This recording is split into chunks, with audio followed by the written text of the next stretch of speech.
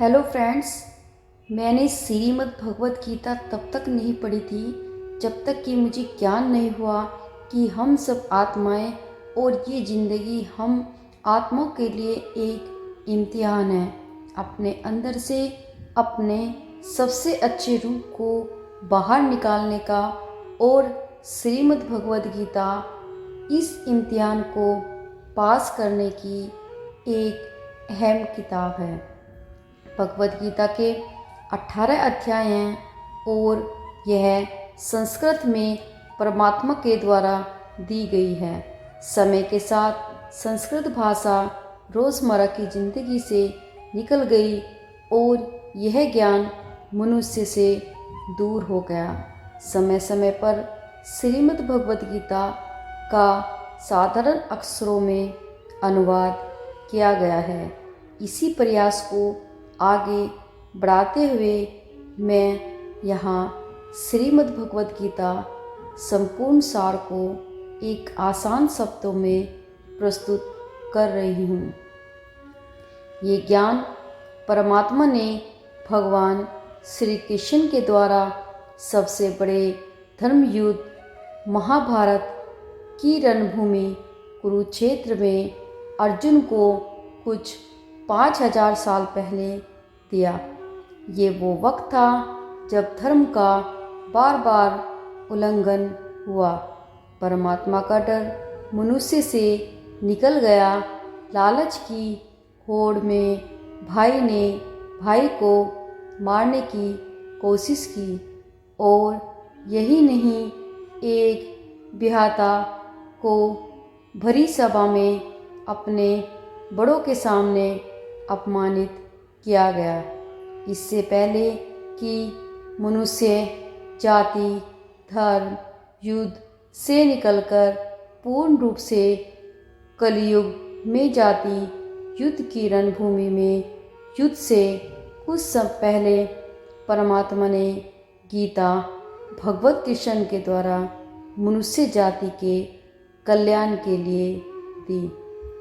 गीता परमात्मा के द्वारा दी गई किताब है जो किसी एक धर्म के लिए नहीं बल्कि पूरी मनुष्य जाति के लिए है, पूरी इंसानियत के लिए है, सब आत्माओं के लिए है, क्योंकि ये आत्मा को परमात्मा के बारे में, उसकी सृष्टि के बारे में और सबसे अहम यह उन कायदों के बारे में समझाती है कि जिनका आत्मा को मनुष्य के रूप में हर हाल में पालन करना होगा, रक्षा करनी होगी और इन्हीं कायदों की बुनियाद पे एक आत्मा को शरीर त्याग करने के बाद परखा जाएगा और इस परीक्षा में पास होने पर हमेशा के लिए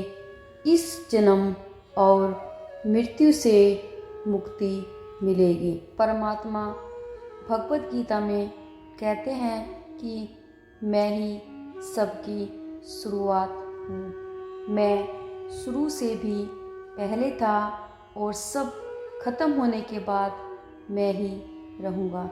सब मुझ में है और मैं सब में हूँ। जो भी तुम छू सकते हो, देख सकते हो, चख सकते हो या सुन सकते हो, वो सब मैं ही हूँ। ये नदियाँ, पहाड़, सूरज, ग्रहण, चाँद, सितारे सब मैंने बनाए हैं।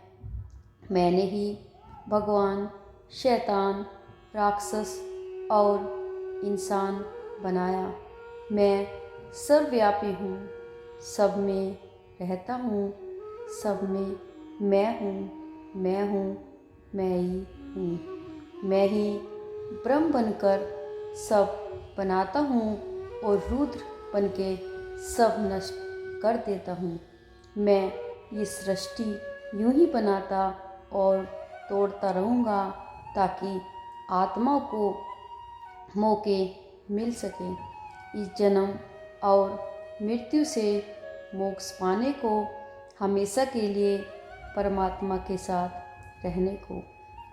भगवत गीता कहती है कि इन सब में बड़ी परीक्षा के लिए परमात्मा ने प्रकृति का निर्माण 5 तत्व हवा, अग्नि, जल, पृथ्वी और ईथर से किया है, जिन्हें हम छू के, चख के, सूंघ के और देख के हम सब सकते हैं, पर खुद परमात्मा इन 5 इंद्रियों के समझ से बाहर है। उन्हें आत्मा इन इंद्रियों से नहीं जान सकती।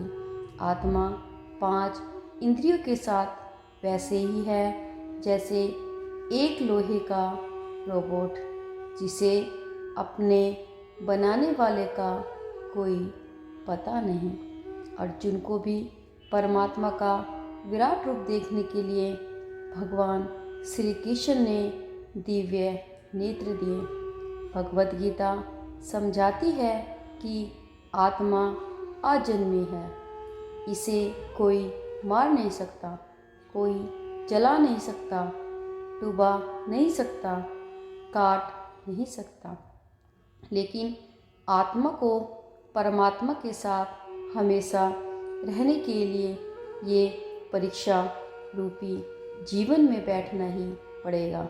इस परीक्षा के लिए परमात्मा से बिछड़ के आत्मा को पृथ्वी पे किसी न किसी रूप में जन्म लेना पड़ेगा और 88 करोड़ योनियों को जीने और भोगने के बाद एक आत्मा को मनुष्य का शरीर और दिमाग मिलता है। इन सब में बड़ी मर्यादाओं की परीक्षा में बैठने के लिए हर मनुष्य को इस पूरी परीक्षा के दौरान तरह तरह की अच्छी और बुरी भावना की चक्रव्यूह में अपने ही भाई बहन और मित्रों के साथ डाला जाता है, जिसमें हर आत्मा को अपने अंदर के तामसिक, राजसिक अवगुणों से निकलने के बाद सात्विक जीवन में प्रवेश करने के मौके मिलते हैं। हमारे तामसिक गुण वो हैं जो हमारे अंदर हीन भावना पैदा करके हमें खुद को उदास और नुकसान पहुंचाते हैं। हमारे रासिक गुण हमें ईर्ष्यालु और लोभी बना के दूसरों के प्रति नुकसान पहुंचा सकते हैं। इस परीक्षा के दौरान हम आत्मा को तामसिक और रासिक गुणों को खत्म करके अपने सात्विक गुणों से परिचित होना पड़ेगा। सात्विक गुण वो हैं जो आत्मा को अपने आसपास की हर चीज़ से जोड़े और उन्हें प्यार करना सिखाते हैं। परीक्षा के दौरान हर आत्मा को जीवन के 4 स्तंभ धर्म, अर्थ, काम और मोक्ष का ज्ञान पाके ही मुक्ति मिलती है। यही वो द्वार है जिन्हें समझकर आत्मा परमात्मा को समझ सकती है।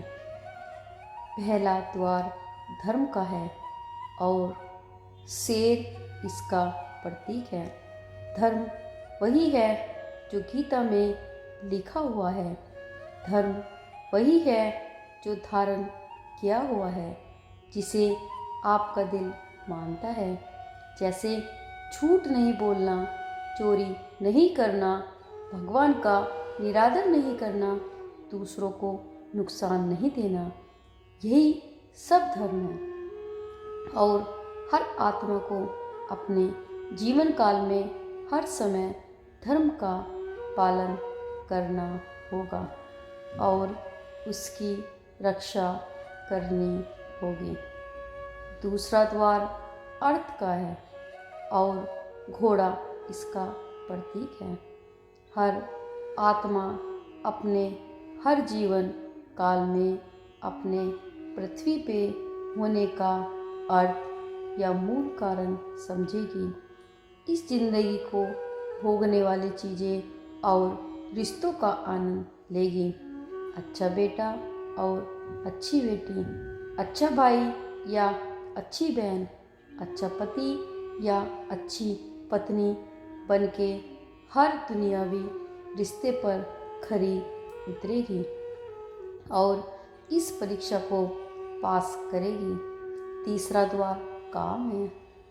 भगवत गीता समझती है कि हर मनुष्य के अंदर काम, क्रोध, लोभ, मोह, अहंकार और ईर्ष्या जैसी 6 भावनाएं हमें अपने और दूसरों के प्रति नुकसान पहुंचा सकती है। इन भावनाओं को हर मनुष्य को हमेशा अपने नियंत्रण में रखना होगा, क्योंकि इनके बहाव में किया हुआ कोई भी काम हमारे जीवन भर की परेशानी का कारण बन सकती है और एक आत्मा संतोष और सादगी से इन भावनाओं पर हमेशा के लिए विजय पा सकती है। चौथा स्तंभ मोक्ष का है और हाथी इसका प्रतीक है। इस परीक्षा रूपी जीवन में हर मनुष्य हर समय कुछ इच्छाएं रखता है। कुछ इच्छाएं एक ही जन्म काल में पूरी हो जाती है, पर कुछ अधूरी रह जाती है और उनका पूरा होने के लिए आत्मा को वापस पृथ्वी पर आना पड़ता है। भगवत गीता समझाती है कि हमारी इच्छा ही मूल कारण है हमारे पृथ्वी पर वापस आने का, और अगर हम कोई भी इच्छा न रखें तो हम इस जीवन और मृत्यु से मुक्त हो सकते हैं। ये द्वार माफ़ी का भी है। जिन्होंने आपके साथ पूरा किया उनको माफ़ करके और जिनसे आपने बुरा किया उनसे माफ़ी मांग के मुक्ति पाई जा सकती है। जब तक आत्माएं इन चारों दरवाज़ों धर्म, अर्थ, काम और मोक्ष को समझ नहीं लेती, तब तक इस आत्मा को बार बार मनुष्य रूप में आना ही पड़ेगा। परीक्षा का समय खत्म होते ही आत्मा शरीर और अन्य सब वस्तुओं का त्याग कर देती है। जो भी संसार में रहकर बनाया वो अब किसी और का होगा और आत्मा अपने कर्मों के फैसले के लिए चली जाती है। आत्मा के अच्छे बुरे कर्मों का हिसाब होता है। अपने अच्छे कर्मों के लिए आत्मा कुछ वक्त के लिए स्वर्ग और दुष्कर्मों के लिए नरक चली जाती है। नरक में आत्मा को अपने पापों के अनुकूल सजाएं मिलती हैं और सज़ा खत्म होने के बाद आत्मा को फिर से एक नया शरीर और नया दिमाग मिलता है। इस परीक्षा में फिर से बैठने के लिए और हर परीक्षा में वही सब फिर से दोहराया जाएगा। जिंदगी के 4 स्तंभ धर्म, अर्थ, काम और मोक्ष को समझने के लिए हर जन्म में अपने कई जन्मों के कर्मों के हिसाब से हर आत्मा को कभी अच्छे तो कभी बुरे हालातों से जाना पड़ता है। लेकिन जब तक आत्मा परमात्मा के साथ योग को नहीं समझ लेती तब तक वो मुक्ति नहीं पा सकती। भगवत गीता समझाती है कि मनुष्य अपने शरीर, दिमाग और दिल से भगवान को पा सकता है। शरीर द्वारा किए गए कर्मों के माध्यम से परमात्मा को पाने को कर्म योग कहते हैं। ऐसे कर्म को परमात्मा की इच्छा से ही और दूसरे के कल्याण के लिए ही होता है। वाल्मीकि ने रामायण में लिख के स्वर्ण ने अपने माता पिता की सेवा और उन्हें 4 धाम की यात्रा करा के अपने कर्मों के द्वारा परमात्मा को पाया। श्रीमद् भगवद गीता समझाती है कि एक आत्मा दिमाग में से भी परमात्मा के साथ योग लगा सकती है। इसे राजयोग कहते हैं, क्योंकि दिमाग या मस्तिष्क सब इंद्रियों का राजा है। एक मनुष्य अपनी आस्था, श्वास प्रणाली, अभ्यास, साधना और तपस्या से परमात्मा को इस योग के रास्ते पा लेता है। इस योग का समझने के लिए हमें अपने अंदर की एनर्जी, शक्तियों यानी चक्र और कुंडलिनी को समझना पड़ेगा।